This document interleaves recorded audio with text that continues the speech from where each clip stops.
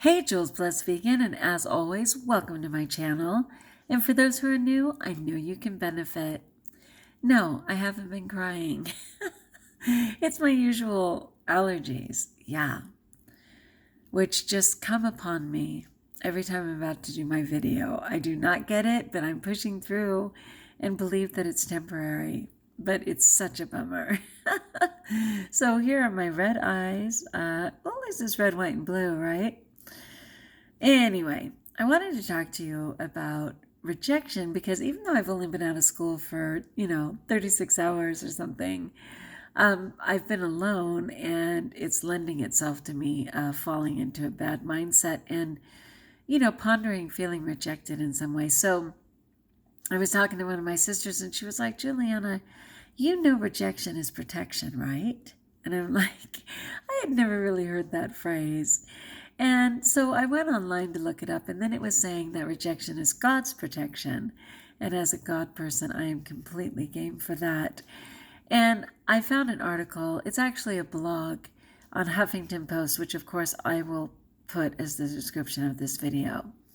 And the title says, Can rejection be your protection? Yes! Exclamation point. And then the subheading reads, Rejection tends to turn us inward in a negative way, causing us to feel unworthy, flawed, not good enough, unlovable, frustrated, confused, angry, sad, etc., which can get us painfully bogged down in paralyzing self-criticism, which I so get. So anyway, it goes on to talk about,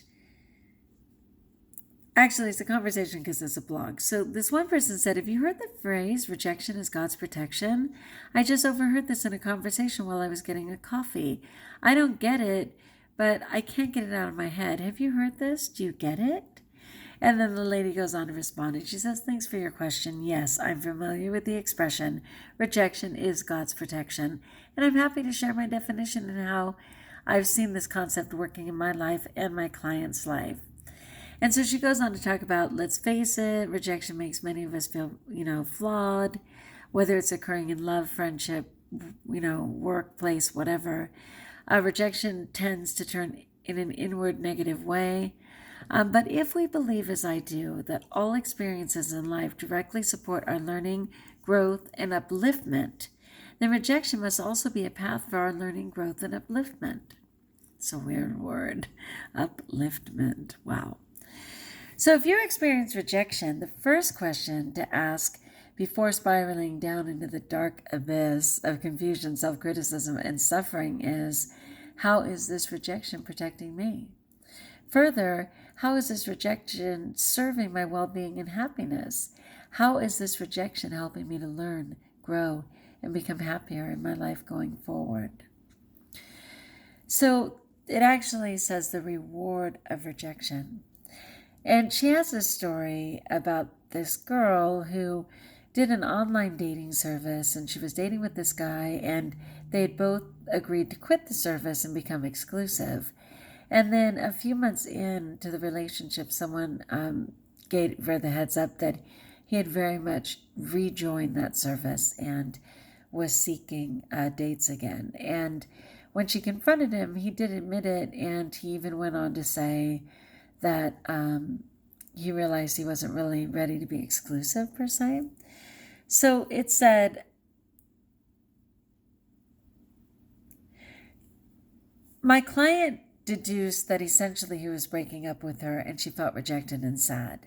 And as we worked together, I could see that she was starting that spiral down into questions of why her, down, into that suffering and muddy place of feeling unworthy, unlovable, flawed, self-critical, which is exactly what all the teachers who were let go at my school are going through. At that point, I asked her how this perceived rejection might actually be a way that her higher self was protecting her. At first, she shared how his actions were dishonest and disloyal. I asked how his actions might be a mirror to inform how she was treating herself, and how she might be being dishonest or disloyal to herself in that relationship. That really interested me because I was thinking about my school and how part of the way, and certainly this second year, I didn't feel on fire and committed the way I did the first year. The first year, I was kind of just getting used to being in the high desert. I was definitely dressing to impress and working to impress. And then this second year, I kind of ran into some conflict with some of the teachers at the end of last year, and I wasn't coming back secure. And plus, the principal had returned, and that was a whole new relationship. And I just had stuff going on where I just didn't feel that I was completely dedicated. I was still doing my job, but not like I'm accustomed to. So if I was being honest, I would have to say that to a degree, I was giving up in my heart on this job before it gave up on me, if that was true. So she says, how might you be disloyal to herself? And then I could see the light go on in her teary eyes. The truth she realized was this. She was not really certain about him either, or happy with some of his core qualities and values, but continued to date him anyway because of the pleasant companionship and qualities she did enjoy with him. So in essence, she realized she was settling and not being honest with herself about what she was truly and fully wanting but not getting, and was therefore not being loyal to herself by staying in the relationship that truly was not satisfying or aligning with her deepest values and desires. By the end of the session, she clearly understood how his rejection was truly her higher self's way of informing and protecting her, and saw that this fellow was not her match. This is not to say that she did not feel some sadness and loneliness after this loss of her former companion. She did feel sad and really missed his company for a while. But with my coaching and support and her keen awareness and desire to grow into more fulfillment and happiness, she knew it was healthy to feel these emotions, accept them, and trust that the dynamic and positive nature of her life and goals would move her forward into something even better the next time. It became real for her that she was more aware, wiser, and feeling a deeper sense of contentment as a result of this experience, which was disguised as rejection, because she was being honest with herself and loyal to her core values and heartfelt desires. Perhaps she needed the experience to build a more solid foundation of loyalty, honesty, and trust within herself. So it goes on to explain what the process was. Ask yourself, for you, how is this rejection protecting me? From this day forward, if you experience rejection, the first question to ask before spiraling into the dark abyss of confusion, self-criticism, and suffering is, how is this rejection protecting me? Further, how is this rejection mirroring and informing how I might be rejecting myself and my needs? How is this rejection serving my well-being and happiness? How is this rejection helping me to learn, grow, and become happier in my life going forward? Rejection is God's protection. I understand that not everyone may align the word with the word God. Don't get hung up on that. It's the concept that is more important here. Or use whatever is your most accurate equivalent for God, such as higher power, spirit, source, energy, universe, etc. Or if you prefer, simply use the phrase, rejection is my protection. Wow, super interesting. It's all a process. It's such a process. And it's kind of like, and it's even funny to be old enough to say, as I get older, I find, because half the time I won't even admit to being older. And people do look at me, like even my students, when I put my hair in ponytails, they just go, are you 12, Miss McCants?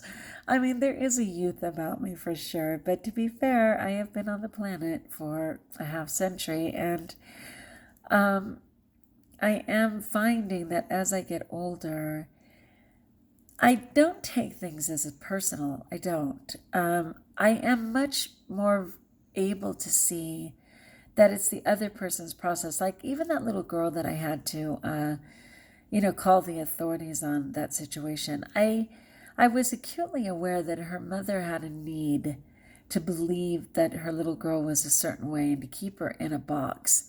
To not believe that she was a 5-finger discount, to not accept that she could be a snake in class or anything like that. And then from the child's perspective, I was able to see that she was getting things from her mother by protecting her mother, by saying that I had injured her rather than accepting that her mother was the one bruising her. So sometimes I can separate myself, like in this situation. My principal is not going to have her assistant principal present, and the assistant principal is the one that I just totally jammed with. She won't be there. A lot of the situations that I called to the principal's attention, which weren't comfortable, and she certainly wasn't going to act on our change, she will not have the buffer of the assistant principal to aid her in addressing those things. And she will not, from what I can tell. I mean, unless there's a terrific act of God. So I'm kind of able to see that even though it's seemingly rejection, I can see that people are in survival mode and they're really just getting their own needs met, and that I'm collateral damage. What do you think of that? Anyway, I'm going to continue to reflect on this. As I said, I will include it in the description of this video. I would love to know how you deal with rejection and if any of this touches you. I am going to breathe. Despite these crazy allergies, I'm going to rejoice that I ate right today and had a great day, and that I'm provided for. Even though I can't see it, I know I'm provided for. So like if you like, join us if you haven't. And until we talk again, my friends, know that you're blessed.